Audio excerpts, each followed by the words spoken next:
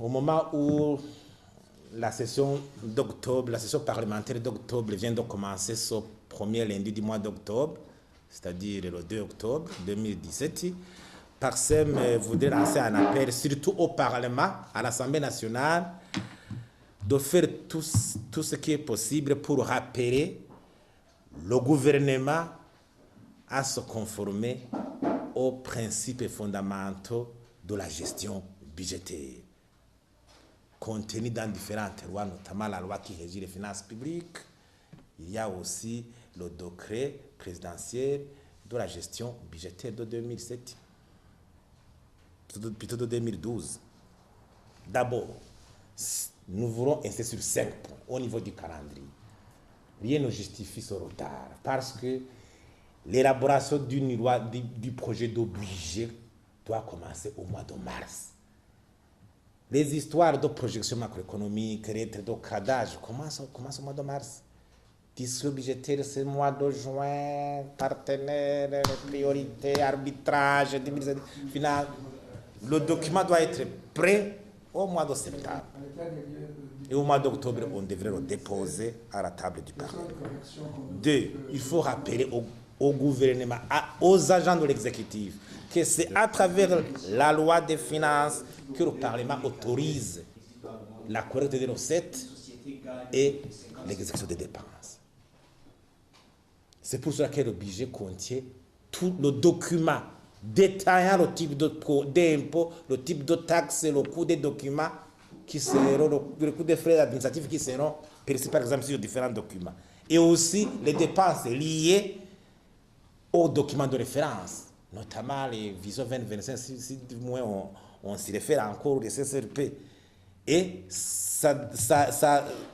ces documents orientent ce qu'on appelle le PIP, le programme d'investissement public. Mais malheureusement, aujourd'hui, on constate encore une fois des gens qui font des projets en dehors d'autres règles budgétaires, commencent à percevoir des fonds, des cotisations, de quoi, en dehors d'autres réglementations budgétaires. La taxe est perçue au niveau central par l'État et au niveau local par la commune. En dehors de ça, c'est illégal, même la loi anticorruption réprime ça. Quoi, c'est la règle du budget programme. Normalement, chaque ministère devrait justifier l'élaboration de son budget à partir d'un programme réel qu'il est en train d'exécuter, pour évaluer même la performance à partir de ce programme. Le budget, c'est pour exécuter un programme qui est là. C'est pour cela que même on devrait prendre l'habitude, le ministre des Finances devrait s'accompagner d'un ministre de tutelle pour aller justifier la fixation du budget de tel ou tel autre ministère. Quatrièmement, c'est la règle du compte unique et du trésor. Il y a des fonds qui sont perçus, ça a été permis de conduire ici et là, en dehors des comptes qui est légalement fixé. Il y a le compte unique du trésor, et duquel même on exécute les dépenses publiques à travers les marchés publics. Cinquièmement, il y a le contrôle. Normalement, le ministre des Finances doit sortir trimestriellement les rapports détaillants au niveau de trésorerie, d'endettement et au niveau d'exécution budgétaire. Ces rapports ont disparu, ils ne sortaient plus. Et le Parlement ne dit rien. Il y a le tableau TOF des opérations financières de l'État. Mensuel, il ne sort plus. Le projet de loi de règlement qui doit être en compte, l'évaluation du compte rendu budgétaire de l'année passée. Les comptes qui doivent être des comptables publics qui doivent être déposés à la Cour des comptes au mois de juin. La Cour des comptes devait tout évaluer, contrôler la régularité des opérations au niveau exécution, au niveau dépassement, au niveau procédure.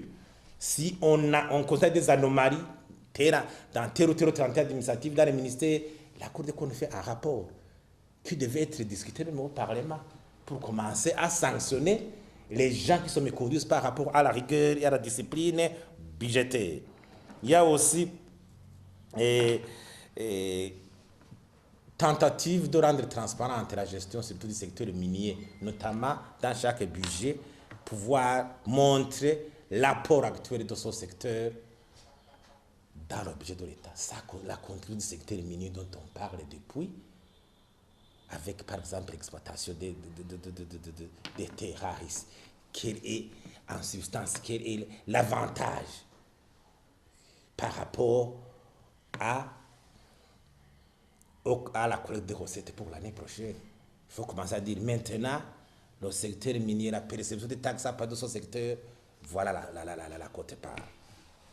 Et aussi, contrôler surtout l'exercice des marchés publics. Parce que vous savez que 75% des dépenses de l'État s'exécutent à travers les marchés publics. Il faut alors que le Parlement contrôle le rapport de l'autorité de régulation des marchés publics pour voir ce qui se passe. Si on voit par exemple les récentes activités de marché en désordre ici à Mairie de Bujumbura, collecte des déchets, on dit qu'on va recommencer, c'est quand même regrettable. C'est quand même regrettable alors qu'il y a des institutions, alors qu'il y a un Parlement qui est là, qui doit évaluer et sanctionner. Et je dois dire que à travers ces 5 points, vraiment nous lançons un appel vibrant au Parlement d'être assez sévère par rapport au comportement de l'exécutif dans la gestion budgétaire. Sinon, aucun pays ne peut prétendre vraiment lutter contre la pauvreté. Ça serait une croissance digne de son nom sans vraiment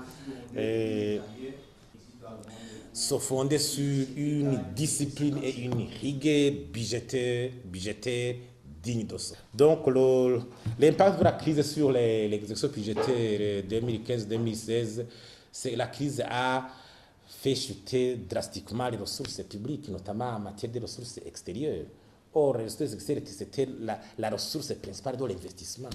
Un pays qui n'investit pas, qui vit au jour le jour, le budget de crise, entretien, c'est gravissime pour un pays comme le Burundi, où le taux de croissance de la population est toujours 3%.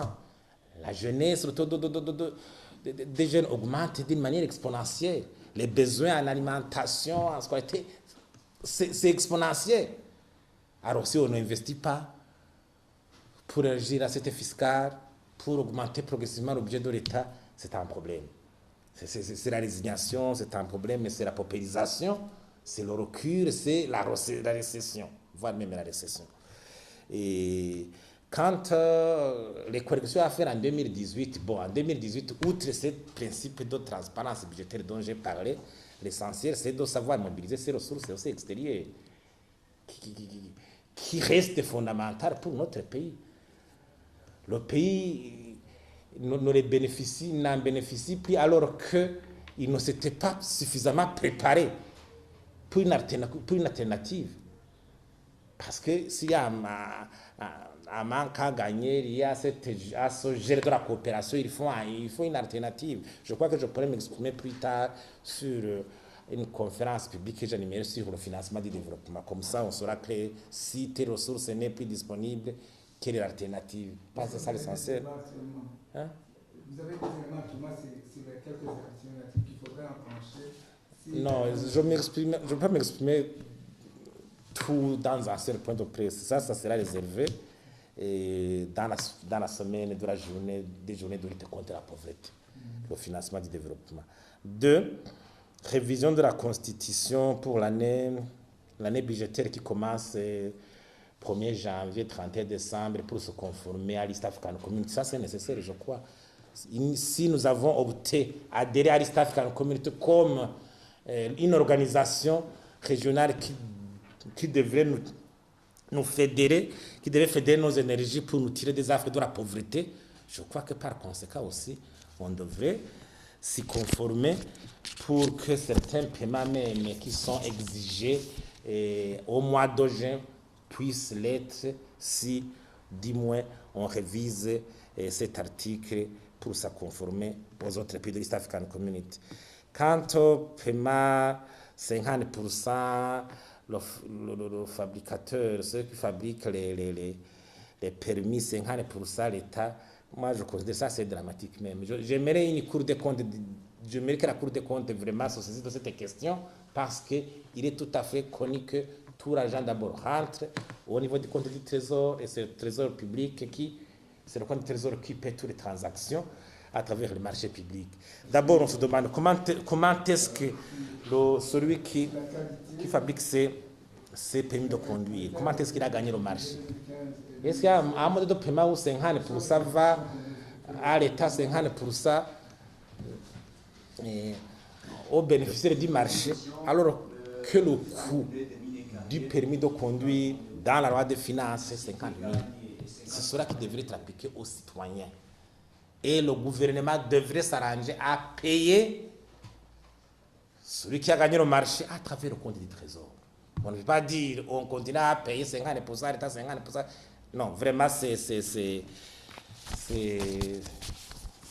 une procédure vraiment vicieuse qu'il faut corriger rapidement. Quant aux devises du secteur minier, je crois que même à travers les principes de l'ITIE, initiative de transparence des industries extractives, il faut plutôt renforcer la transparence pour que la population soit au courant de la valeur ajoutée du secteur minier actuellement par rapport aux indicateurs économiques, la balance courante, la balance commerciale. Comment est-ce que le secteur minier a contribué à la réduction du déficit de la balance courante, de la balance commerciale? Comment il a contribué au trésor public? Je crois qu'il faut être beaucoup plus transparent parce qu'aujourd'hui, la traçabilité des devises du secteur minier n'est pas perceptible. Même la Banque centrale, c'est toujours plat. On parle de devises, on a exporté, mais les recettes en devises du secteur minier ne sont pas captées. On se rabat toujours sur le café, mais il faut que vraiment des mécanismes de transparence soient introduits.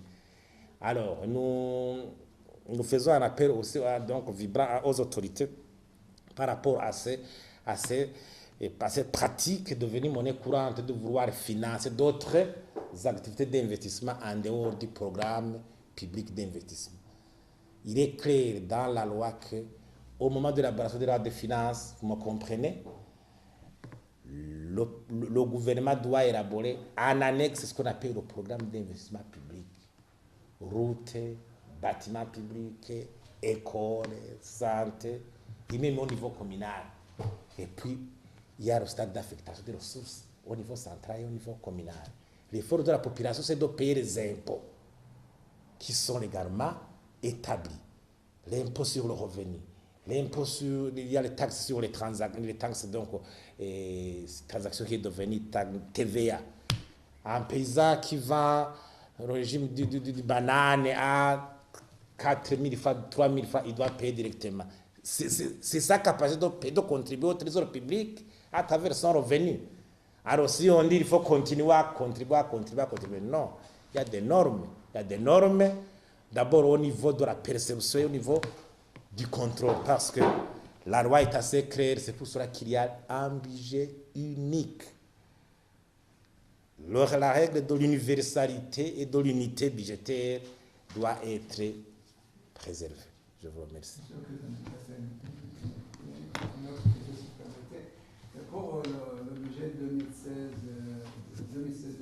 vous avez dit que le Burundi a des fonctionnaires et un budget de crise. Est-ce que cela signifie pour vous que le Burundi n'a pas investi en 2016 et en 2017? Si je pose cette question, quand vous parlez de tarissement des ressources extérieures, il n'y a que l'Union européenne finalement qui a suspendu l'aide financière. Mais je me dis que les autres partenaires du Burundi ont continué peut-être. Non, il y a ce qu'on appelle je dirais quoi, l'appui budgétaire au niveau de la Banque centrale. Oui, il a tari. C'est pas moins important aussi. Mais aussi, il y a les appuis projets qui diminuent. Plusieurs projets, quand ils se terminent, ils ne sont pas reconduits. Il y a plusieurs appuis projets qui ont diminué. Et le déblocage se fait aussi d'une manière parcimonieuse. Ça, c'est un manque à gagner au niveau de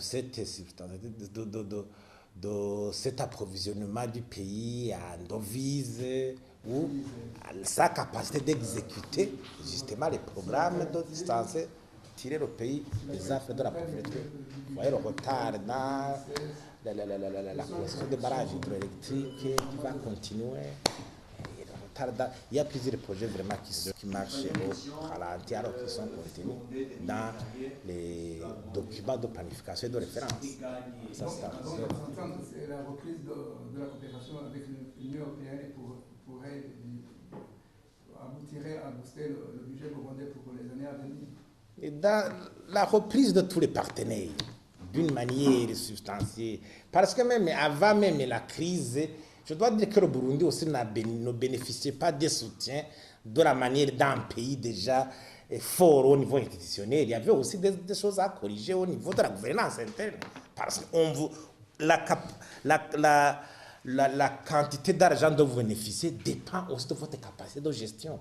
Tout cela, c'était des éléments à corriger. Mais maintenant, malheureusement, au lieu d'aller dans le sens de la correction de tous ces éléments, la crise a ralenti toute réforme qui était engagée. Ça, c'est un problème.